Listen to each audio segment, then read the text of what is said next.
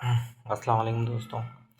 The Rahil Aslam show में एक बार फिर आपको मैं खुशामदीद कहता हूँ और तो रिक्वेस्ट है दुआ की आपसे, क्योंकि हैदराबाद में जो है ना आज दोबारा एक वाक़या हुआ है ना, ट्रालर जल गया वहाँ पे। तो ट्रालर जल गया तो लोग फिर वही सियासत कर रहे हैं, उसी जो है ट्रालर पे सियासत किए जा रहे हैं। वीडियोज़ आपके सामने आ चुकी होंगी, आपने काफ़ी देखी होंगी। तो बस अब फ़िलहाल तो मुझे किसी को टारगेट नहीं करना, किसी पे भी तनकीद भी नहीं करनी, कुछ भी नहीं करना।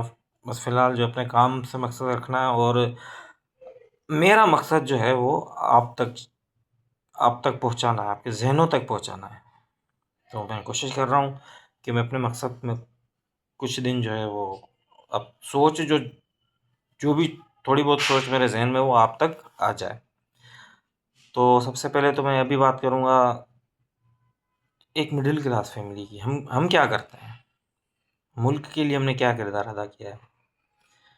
क्या हमारी क्या सोच है कि यार छोटी सी जॉब मिल जाए, 70-80 हज़ार रुपये तनख्वाह हो और जो है वो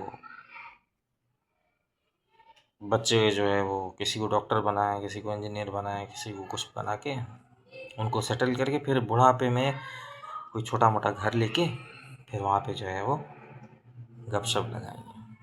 तो अब गपशप में क्या होगा? अब उस गपशप में ये होगा कि बेगम चाय तो बनाए, चलें भाई चाय आ गई।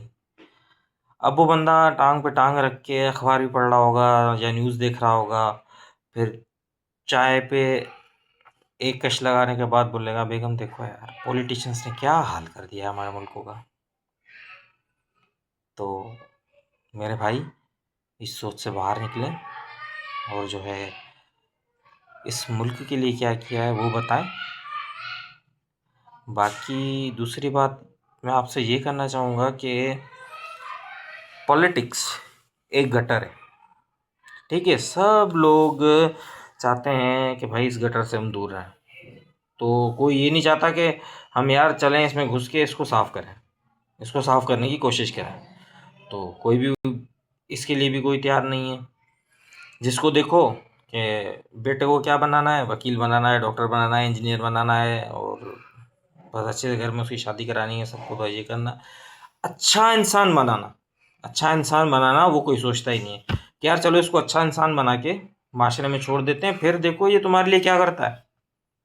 एक अच्छा इंसान पैदा करके उसको अच्छी तरबियत दे के पढ़ा लिखा के उसको माशरे में छोड़ दो, वो खुद ही करेगा, सब कुछ वो खुद ही करेगा।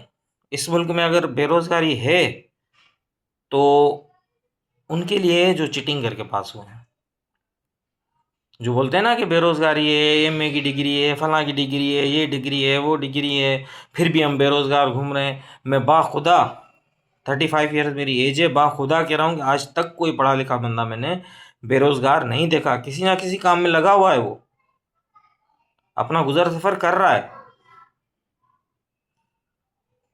तो आप प्लीज़ सोचें थोड़ा और उसके बाद जो है वो मुझे व्यूज़ दें और कोई गलती वगैरह हो मुझसे हो तो आप मुझे बताएं। बाकी अफ़सोस बहुत हुआ, टायर जल गया, कुछ शायद जाने भी गई हैं।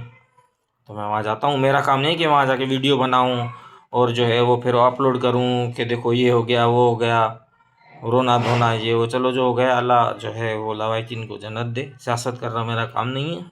जो तनकीद करेंगे, जो वहाँ वीडियोज़ बना रहे होंगे, जिनको पैसा बनाना है, बनाए वो, उनको मैं इस मुल्क से भी भगाऊँगा इंशाल्लाह। जिन्होंने इस मुल्क के लिए कुछ भी नहीं किया, सिर्फ खुद के लिए किया, खुद बन गए करोड़पति अरबोपति, खुद बन गए और जो है हमारे गरीब जो है वो आज भी धिक्का ही खा रहा है। यार अब खुदारा सोचो, इस मुल्क में अब ताकत नहीं है, थोड़ी सी भी ताकत नहीं है। इसको हम नहीं लूट सकते। अब इसको छोड़ दें हम 10 साल 12 साल, फिर रच के खाना। जिसको भी इस मुल्क को लूटा है ना वो रच के खाए इस मुल्क को। पर खुदारा अभी छोड़ें, अभी 10-15 साल तो बिल्कुल ही छोड़ दें। सोचे ही नहीं कि हमें जो है वो कुछ करना है, करप्शन करनी है। और आपको मैं अगले व्लॉग में दूसरी बात बताऊंगा। तो प्लीज़ पॉजिटिव सोचें, अच्छा सोचें और जिनकी आज जाने गई हैं उन पे उनके लिए दुआ करें और जो सियासत कर रहे हैं उनको नज़र में रखें। उनके आप मुझे जो है ना कमेंट्स में आप लिख सकते हैं कि भाई इसने भी सियासत की है, उसने भी सियासत की है। दराइल असलम इज साइनिंग ऑफ।